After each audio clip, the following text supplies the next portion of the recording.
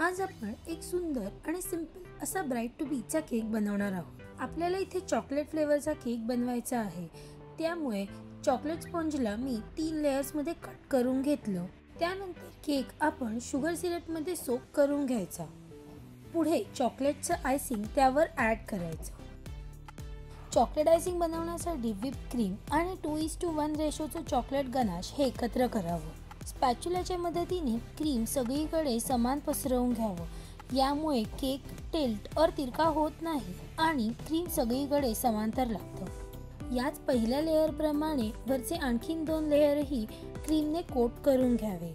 आधी बेस त्याला सोक करणं आणि मग चॉकलेटचं तिन्ही लेयरला कोट करून झाल्यावर आता आपला क्रम कोटेड केक तयार आहे। या केकला थोडा वेळ फ्रीजमध्ये सेट व्हायला द्यायचं।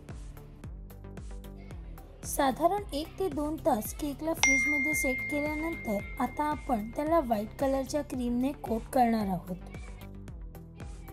एक करून आधी टॉप आणि मग केकचे साइड्स यांना आपण आयसिंग करून घेणार।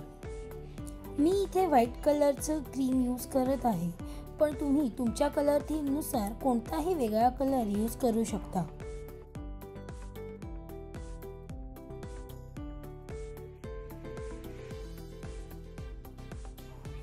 केक पूर्णपणे क्रीम मध्ये कोट झाल्यावर त्याला शार्प एजेस देऊन एक्स्ट्रा क्रीम हे काढून घ्यावं। केकच्या टॉपवर डिझाईन बनवण्यासाठी स्पॅच्युला केकच्या मधोमध तिरका पकडून हळूहळू त्याला केकच्या बाहेरच्या बाजूला खेचत आणावे आणि त्याच्यासोबत टर्न टेबल फिरवावं, म्हणजे तुम्हाला असं स्पायरल डिझाईन मिळतं। एका पॅलेट नाईफवर थोडंसं गुलाबी रंगाचं क्रीम घेऊन ते केकच्या साईडला लावावं आणि वरच्या दिशेने स्ट्रोक्स मारून त्यावर डिझाईन तयार करावं। आता टॉपवर डिझाईन क्रिएट करायला मी स्टार नोझल यूज केला आहे। आता केकच्या बॉर्डरवर छोटे छोटे सर्कल्स करत आपण हे डिझाईन पूर्ण करणार आहोत। थोडे कट केलेले पेपरचे बटरफ्लाईज आणि एका मुलीचं चित्र हे लावून मी हा केक पूर्ण केला। अशा आणखी केक ट्युटोरियलसाठी चॅनलला नक्की सबस्क्राईब करा।